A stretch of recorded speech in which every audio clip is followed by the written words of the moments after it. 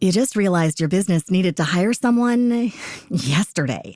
How can you find amazing candidates fast? Easy. Just use Indeed.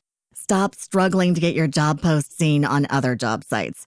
With Indeed sponsored jobs, your post jumps to the top of the page for your relevant candidates, so you can reach the people you want faster. According to Indeed data, sponsored jobs posted directly on Indeed have 45% more applications than non-sponsored jobs. Don't wait any longer. Speed up your hiring right now with Indeed. And listeners of this show will get a $75 sponsored job credit to get your jobs more visibility at Indeed.com/ARTS. Just go to Indeed.com/ARTS right now and support our show by saying you heard about Indeed on this podcast. Terms and conditions apply. Hiring? Indeed is all you need. 30% discount at Stone Stopper by Moonstone TM. Find us at moonstonenutrition.com. Here radio. Stone Stopper by Moonstone TM is a doctor-developed, science-backed kidney health solution with 30 MEq of alkali citrate to prevent kidney stones. Available in powders and capsules. Enjoy an exclusive discount with my promo code moonstonenutrition.com. Here radio to get 30% discount.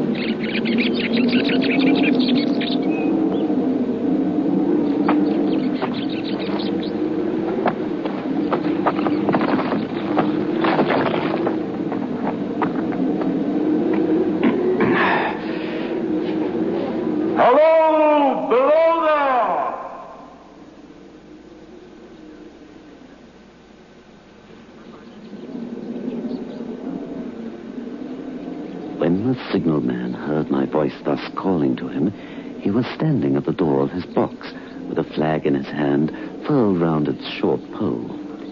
One would have thought he could not have doubted from what quarter the voice came, but instead of looking up to where I stood on the top of the steep cutting over the railway line, he turned himself about and looked down the line. There was something remarkable about the man, the way he stood, something strange, perhaps uncanny, but certainly I would have termed such a thought mere imagination then. I know now what was remarkable about that man, and even though years have passed, I still see his figure, foreshortened and shadowed, down in the deep trench. My figure high above him, so steeped in the glow of an angry sunset that I shaded my eyes with my hand before I saw him at all. Hello, below! Is there any path by which I may come down and speak with you?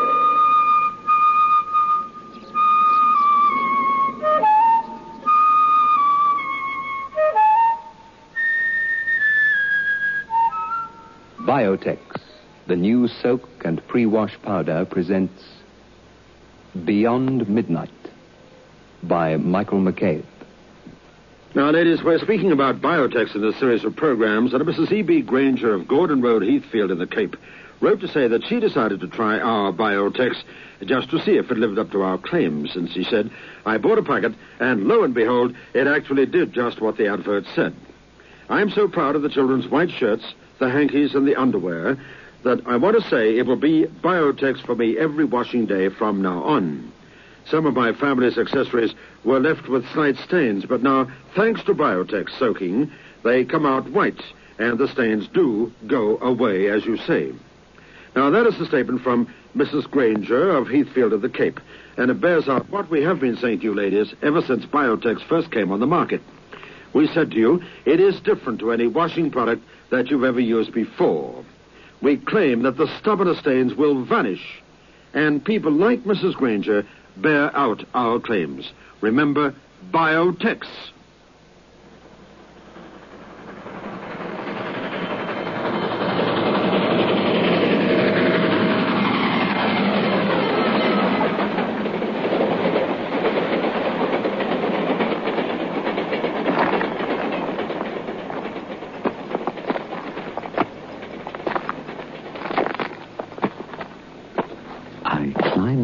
Approached the man. He stood now with his left hand at his chin, his right hand across his breast. His post was in as solitary and dismal place as ever I saw. There was an earthy, deadly smell, and little sunlight penetrated down to the line and signal box. The gloomy entrance of the black tunnel yawned. I stopped a few feet in front of the man, and suddenly he stepped back and raised his right hand. There was something in the man that daunted me. This is a lonesome post to occupy. A visitor, I should think, must be a rarity, yes? I looked down from up yonder and felt a need to come down. Signal boxes have always riveted my attention. He directed a most curious look towards the red light near the tunnel's mouth. The light is in your charge, is it not? Don't you know it is? A monstrous thought came into my mind that this was a spirit, not a man. I stepped back, but then I detected in his eyes some latent fear of me. You look at me as if you had a dread of me. I was doubtful whether I'd seen you before. Where? There. By the light. There? My good fellow, what should I do there?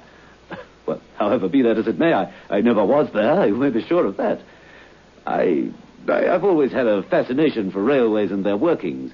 If it would not disturb you, may I prevail upon you to show me over your box? Of course, sir. Come this way, sir. Come this way. Thank you. Come this way, sir, please.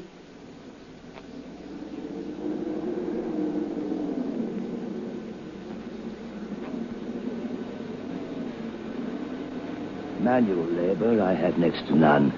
I have to trim those lights, turn that iron handle now and then. Many long, dreary hours I have to spend here, so I occupy my time working at fractions and equations, problems, you know. Is it necessary for you always to remain in this damp air down here?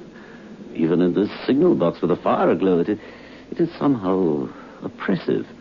Can you never rise into the sunshine? Well, that depends upon times and circumstances. I see. Under some conditions, there will be less upon the line than under others. In bright weather, I go up for a change. Certain hours of the day and night, I'm freer than others. But at all times, I'm liable to be called by my electric bell. Forgive me, but you appear better educated than your station in life calls for. I mean no offense. When I was younger, I was a student of natural philosophy. I attended lectures, but it all came to nothing. I ran wild and was sent down.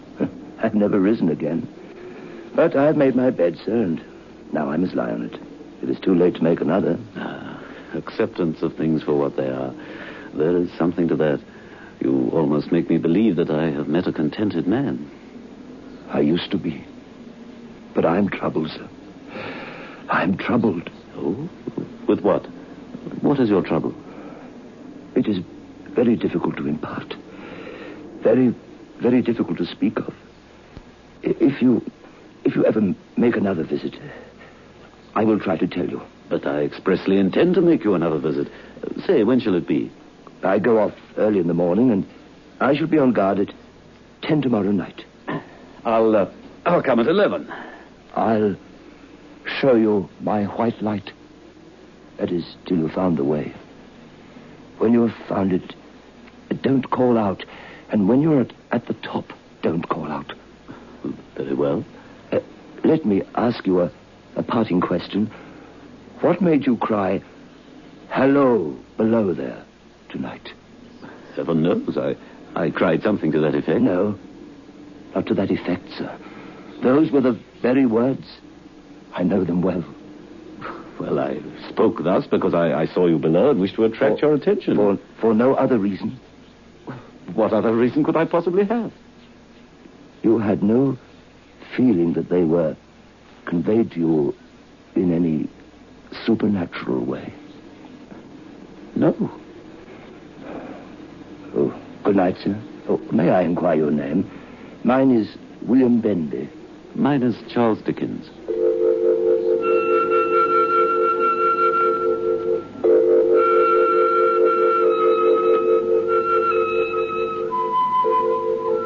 There was something singularly peculiar about the man. Of this I was sure.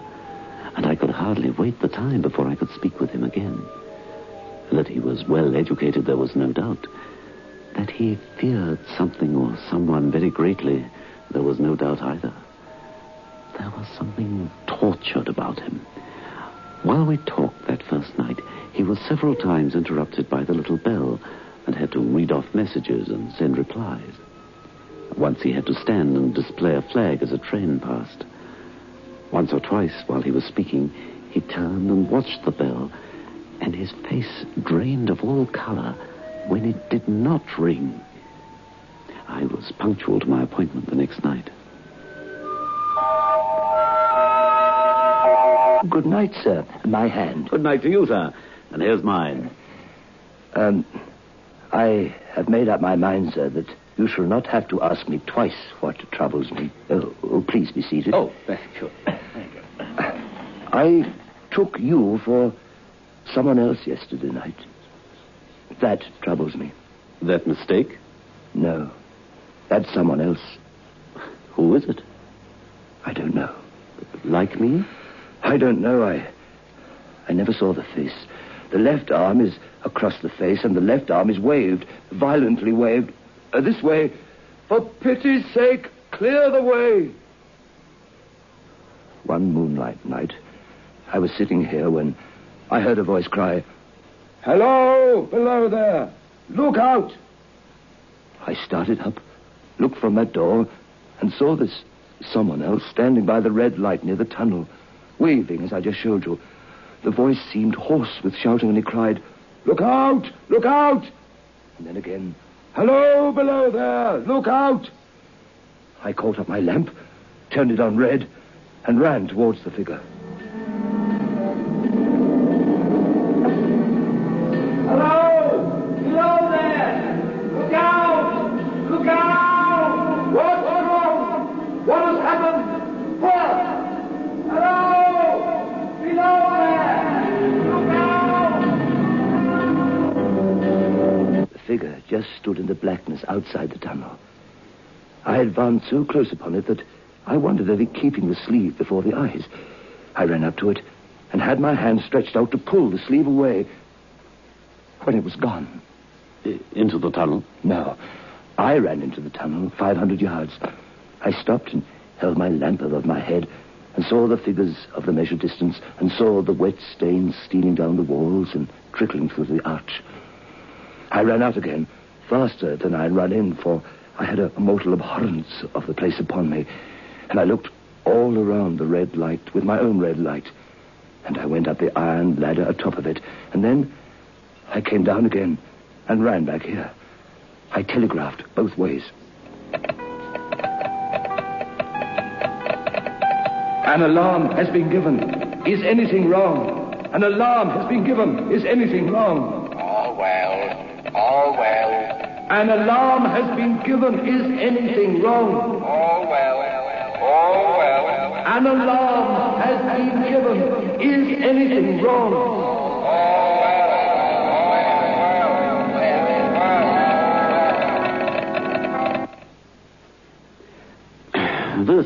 This figure must have been a deception of your senses, a deception of your sense of sight.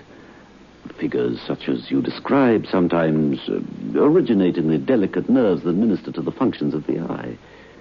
As to the imaginary voice, well, the wind, dear sir, the wind which sometimes sounds, well, in this unnatural valley, think... That is all very well. I know about the wind and telegraph wires. I pass many long nights here, alone and watching, but I beg to remark, sir, that I've not finished my story. Oh, I ask your pardon. Within 6 hours after the appearance, the memorable accident on this line happened, and within 10 hours, the dead and wounded were brought along through the tunnel over the spot where the figure had stood.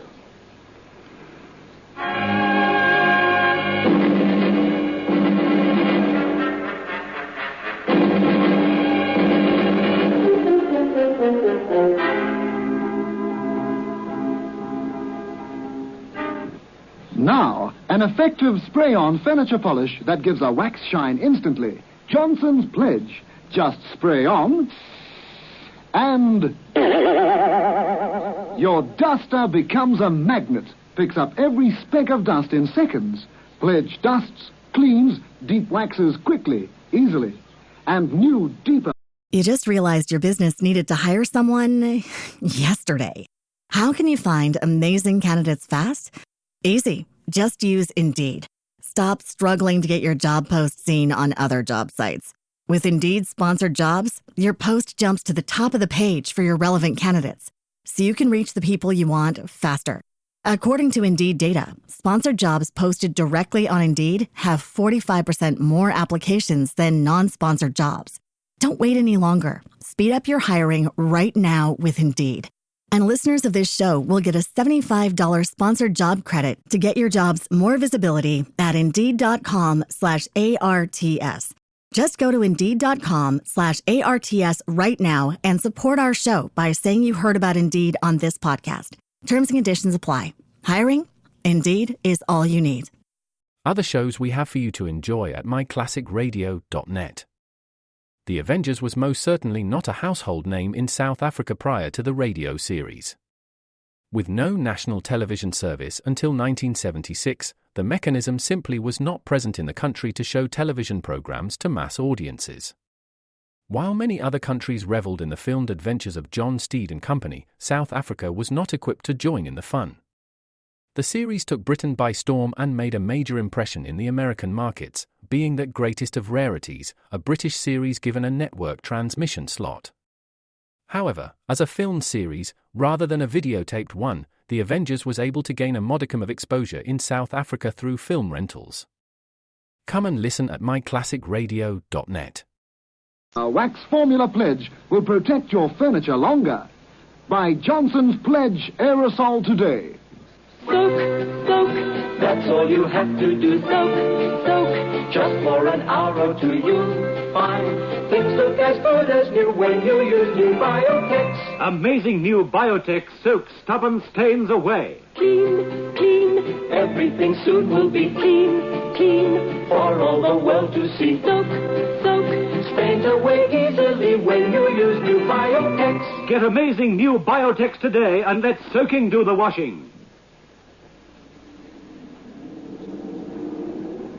Within 10 hours, the dead and wounded were brought along through the tunnel over the spot where the figure had stood.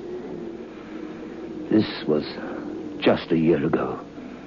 6 or 7 months passed, and I had recovered from the surprise and shock when, one morning, as day was breaking, I, standing at that door, looked towards the red light and saw the spectre again.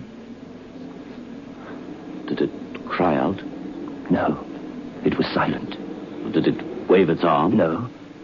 It leaned against the shaft of the light, with both hands before the face like this. Like an action of mourning I've seen in stone figures on tombs. Did you go up to it?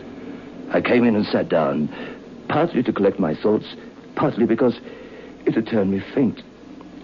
When I went to the door again, daylight was all around me, and the ghost had gone. Ghost? That very day, as the train came out of the tunnel, I noticed at a carriage window on my side a confusion of hands and heads.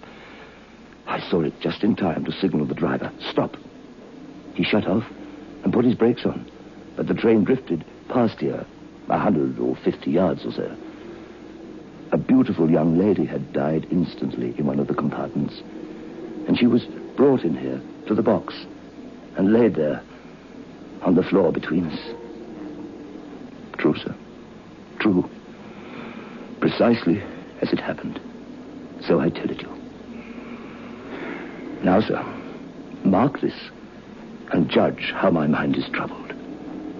The spectre came back a week ago. Ever since, it has been there now and again by fits and starts. At the light? At the danger light. What does it seem to do? Like this. For pity's sake, clear the way. For pity's sake, clear the way. For pity's sake, clear the way. I have no peace or rest from it. It calls to me. Below there! Look out! Below there! Look out! For pity's sake, clear the way. It calls for many minutes together, in an agonized way. It rings my little bell. I remember. Did it ring your bell yesterday evening when I was here and you went to the door? Twice. Oh, I see how your imagination misleads you. My eyes were on the bell, and my ears were open to the bell. And if I'm a living man, it did not ring at those times. No, nor at any other time, except in the course of natural physical things, when it was rung by the station communicating to you. I have never made a mistake as to that yet, sir. I have never confused the spectre's ring with a man's. The ghost's ring is a strange vibration in the bell that it derives from nothing else. And I have not asserted that the bell stirs to the eye. I don't wonder that you failed to hear it.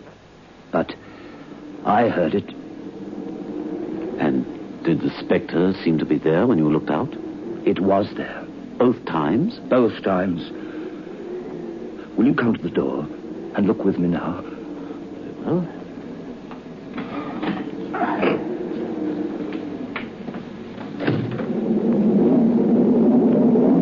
I saw the danger light and the dismal mouth of the tunnel. The high, wet stone walls of the cutting. There were stars in the sky. Do you see it? No. It is not there. Agreed.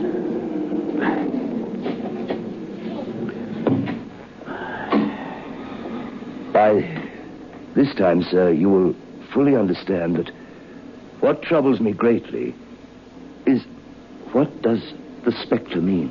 I do not know. What is its warning against? What is the danger? Where is the danger? There is danger overhanging somewhere on the line. Some dreadful calamity will happen. It is not to be doubted this third time after what has gone before, but surely this is a cruel haunting of me. What can I do? At this, the poor man pulled out his handkerchief and wiped the drops from his heated forehead. I could think of nothing to say, nothing to put courage into him. If I telegraph danger on either side of me, or on both, I can give no reason for it. I should get into trouble and do no good. They would think I was mad. Can you imagine? This is the way it would work.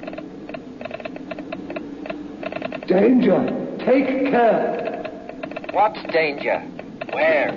I don't know, but for pity's sake, take care. They would say I'd gone mad and they would displace me. What else could they do?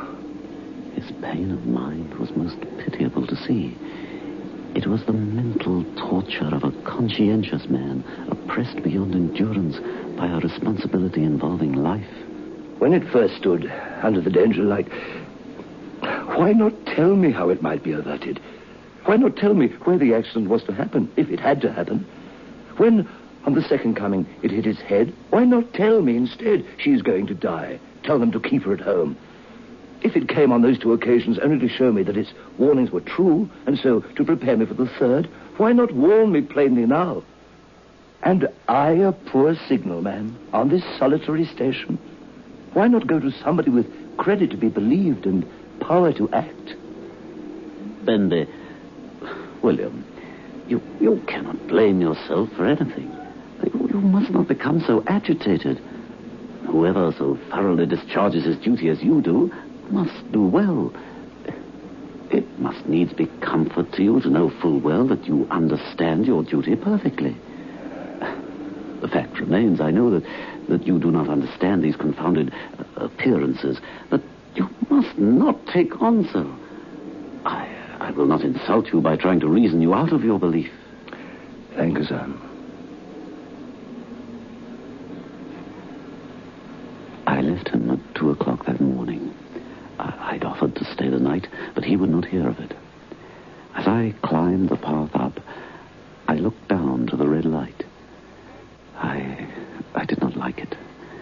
I knew full well I should not sleep sound if my bed were under it. Nor did I like the two sequences of the accident and the dead girl. I wondered how I ought to act. I knew the man to be painstaking, vigilant, and although in an inferior position, he held a most important trust. How long, with his mind as it was, would he remain to execute this trust with precision, I wondered. I resolved to accompany him to the wisest medical man in those parts and to take his opinion. Something told me that it would be most treacherous to communicate all that the signalman had told me to his superiors. It might well cost him his living. A change in his time of duty would come round next night, he had informed me. He would be off an hour or two after sunrise and on again soon after sunset. I had appointed to return accordingly.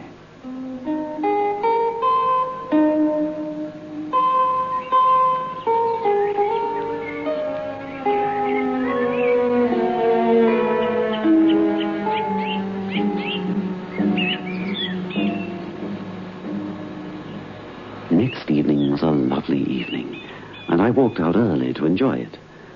The sun was not yet quite down when I traversed the field path near the top of the deep cutting. I would extend my walk for an hour, I said to myself, half an hour on and half an hour back, and it would then be time to go to my signalman's box.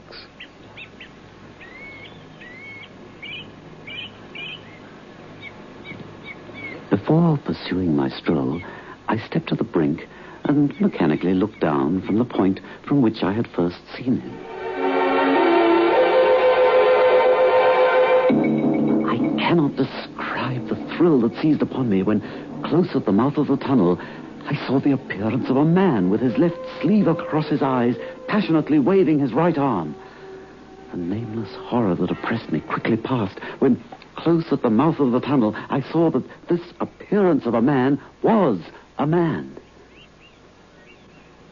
There was a little group of men standing further away, and this first one seemed to be rehearsing the gesture he made, the gesture the signalman had described so vividly. The danger light was not yet lighted. Against its shaft, a little low hut, entirely new to me, had been made of some wooden supports and tarpaulin. It looked no bigger than a bed. I descended the path with all the speed I could muster. Hello! Hello! What is the matter? What has happened? Signalman, killed this morning, sir. Not the man belonging to that box. Yes, sir. Not the man I knew. You will recognize him, sir, if you knew him. He raised the tarpaulin covering from the small structure I had observed from above. His face is quite composed. How did this happen? He was cut down by an engine, sir. No man in England knew his work better, but somehow he was not clear of the outer rail. It was just at broad day. He'd struck the light and had the lamp in his hand, and as the engine came out of the tunnel, his back was towards her, and she cut him down. That man drove her and was showing how it happened. Show the gentleman, Tom. Well, coming round the curve in the tunnel, sir, I saw him at the end, like as if I saw him down a perspective glass. Well, there was no time to check speed, and I knew him to be very careful. But as he didn't seem to take heed of the whistle, I shut it off. And as we were running down upon him, I called to him as loud as I could call. What did you say? Say, sir? Why, I said, below there. Look out.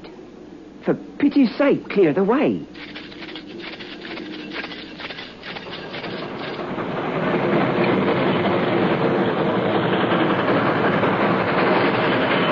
Below there! Look out! Look out! For pity's sake, clear the way! Come on, look out! For pity's sake, clear the way!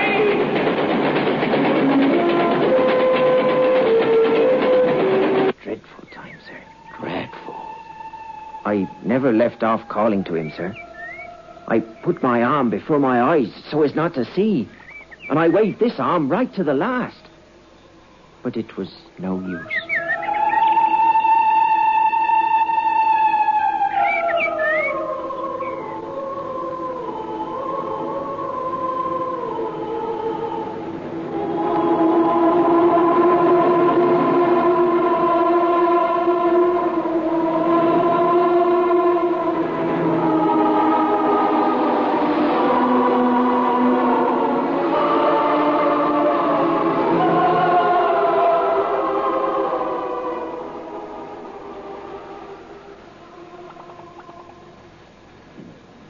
Let's play some music. I feel like dancing. But I thought you had a splitting headache. Oh, that was 5 minutes ago. I've taken Grandpa headache powder since. Grandpa headache powders kill pain, soothe strained nerves, and lift depression. Grandpa headache powders are extra effective because they have a triple action. Grandpa headache powders work extra fast because they dissolve almost immediately. Get fast, effective relief from any pain, all pain. Get Grandpa headache powders. Ah, Grandpa. Soak, soak, that's all you have to do. Soak, soak, just for an hour or two you'll find things look as good as new when you use new Biotex. With amazing new Biotex, the stubbornest stains will vanish. Yes, vanish clean away. Just by soaking your laundry overnight in cold water, or for an hour or two in warm water, or by pre-washing it quickly in your washing machine. Get amazing new Biotex today. Beyond Midnight is presented every Friday night at 9:30 by Biotex, the new soak and pre-wash powder. The program is adapted for broadcasting and produced by Michael McCabe. You just realized your business needed to hire someone yesterday. How can you find amazing candidates fast? Easy. Just use Indeed. Stop struggling to get your job post seen on other job sites. With Indeed sponsored jobs, your post jumps to the top of the page for your relevant candidates, so you can reach the people you want faster. According to Indeed data, sponsored jobs posted directly on Indeed have 45% more applications than non-sponsored jobs. Don't wait any longer. Speed up your hiring right now with Indeed. And listeners of this show will get a $75 sponsored job credit to get your jobs more visibility at Indeed.com/ARTS. Just go to Indeed.com/ARTS right now and support our show by saying you heard about Indeed on this podcast. Terms and conditions apply. Hiring? Indeed is all you need.